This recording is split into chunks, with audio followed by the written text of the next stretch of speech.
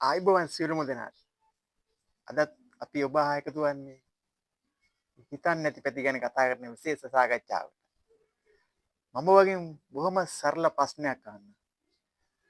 ඔබ මීට දවස් 10කට පෙර මේ දවල් ආහාරයට ගත්ත කෑම එකේ තිබ්බ ව්‍යංජන ටික ඔබට මතකද?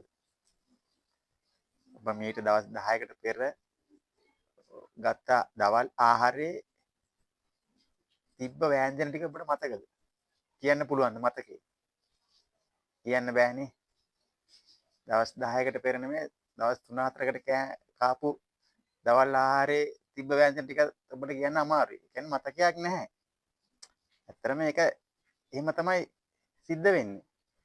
එතන මම මෙහෙම ඇහුවොත් ඔය අවුරුදු ගණන් දවස ගානේ පෙන්වන මෙගා නාට්‍ය වල කතාව ඔයාලට මතකද? පටන් ගත්ත තැන ඉඳලා මතක අද වෙනකම් මතකද ඔබ බැලුවනම්? දැන් දවස් 10කට පෙර කාපු දවල් කෑම එකේ ව්‍යංජන ටික මතක නැති ඔබට මේ අවුරුදු ගණන් හැමදාම පෙන්වන මෙගා නාට්‍ය වල කතාව මතක තියාගන්නේ කොහමද? කතාව මතක තියාගන්න බෑ. ඉතින් නමුත් පෙන්නන අය එක පෙන්නගෙන යනවා.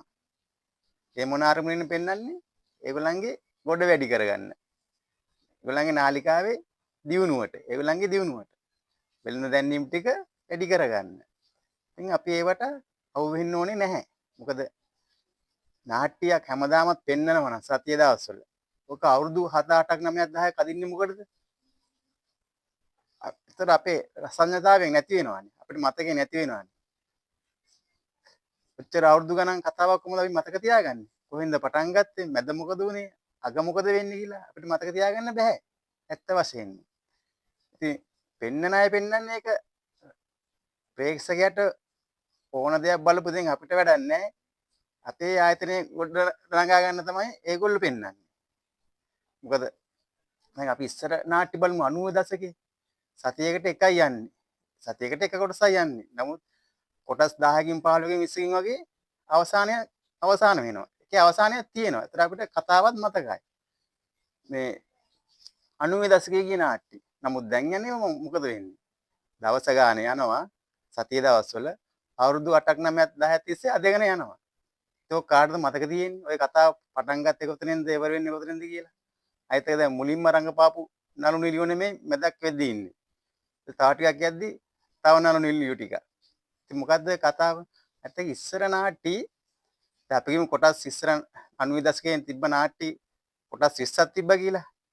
ඒ කොටස් 20ම හදලා ඉවර වෙලා තමයි මේගොල්ලෝ නාට්‍ය දෙන්නේ නාලිකාවකට. කොටස් 20ම දැන් 20න් අවසන් වෙනවා නම් ඒ කොටස් 20ම හදලා ඉවරයි. දැන් යන නාට්‍ය එහෙම නෙමෙයි. මේ දැන් අපි කියමු කොටස් 10 අවුරුදු 8ක් තිස්සේ පෙන්නනවා කියලා 8ක් 10ක් තිස්සේ. අපි මේ 8ක් 10ක් තිස්සේ කොටස් 2000ක් යනවා කියලා.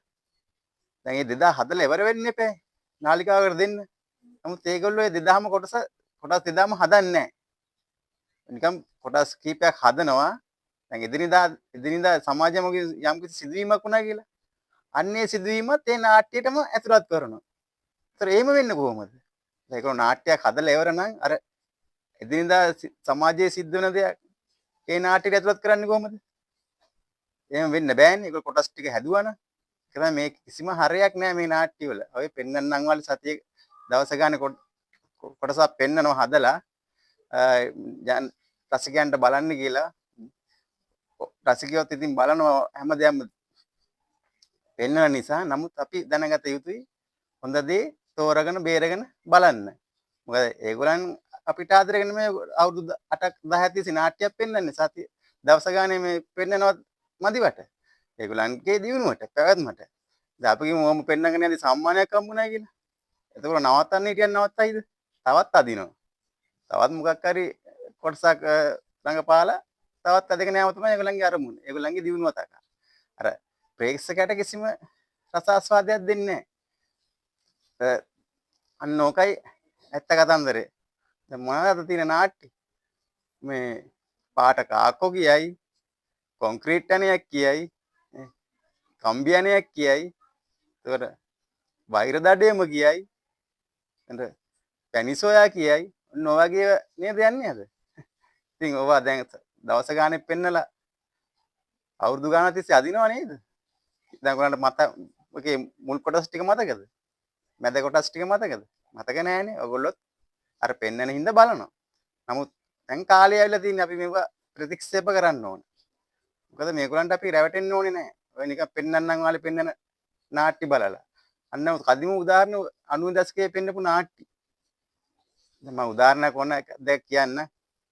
රුපියල් 7 කන්ද ගෙදර දියසුලිය අසල්වැසියෝ රතු රෝස අන්න නාට්‍ය නියම නාට්‍ය අන්න ඒවට තමයි නාට්‍ය කියන්නේ සතියකට එකයි පෙන්වන්නේ කොටස් 20කින් 25කින් ඒ නාට්‍යයත් ඉවරයි දැන් මොනවාද දැන් මේගොල්ලෝ මේ ව්‍යාපාරයනේ කරන්නේ නාට්‍ය පෙන්වන්නට වඩා ඒගොල්ලන් ව්‍යාපාරයේ දිනු කරගන්න තමයි වෙන දැන්වීම් ටික අරගෙන ඒ අදහසින් තමයි ඒගොල්ලෝ කරන්නේ රසිකයාට මොන රසය තිබුණත් එකයි නැතත් එකයි අන්න ඒකයි ඒගොල්ලන්ගේ පරමාර්ථය. ඉතින් අපි ඒවට අහු නොවිය යුතුයි. අපි වෙනස් වෙන්න ඕන කාලය ඇවිල්ලා තියෙන්නේ. ඔන්න මම කිව්වා ඔබලාගේ අතේ තමයි තීරණය තියෙන්නේ. හරි. එහෙනම් ඔන්න ඕක තමයි අපිට අද කියා ගන්න ඕන වෙලා තිබ්බේ. අපි තවත් නිවන් විශේෂ හිතන්නේ නැති කතා බහකින් හමු වෙමු. එතෙක් ඔබලා සියලුම දෙනාට ජය වේවා.